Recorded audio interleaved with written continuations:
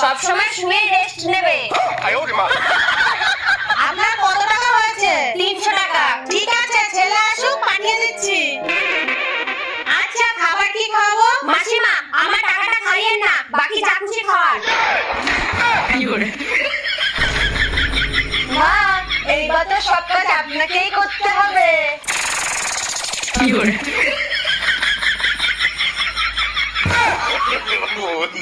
ये भगवान क्या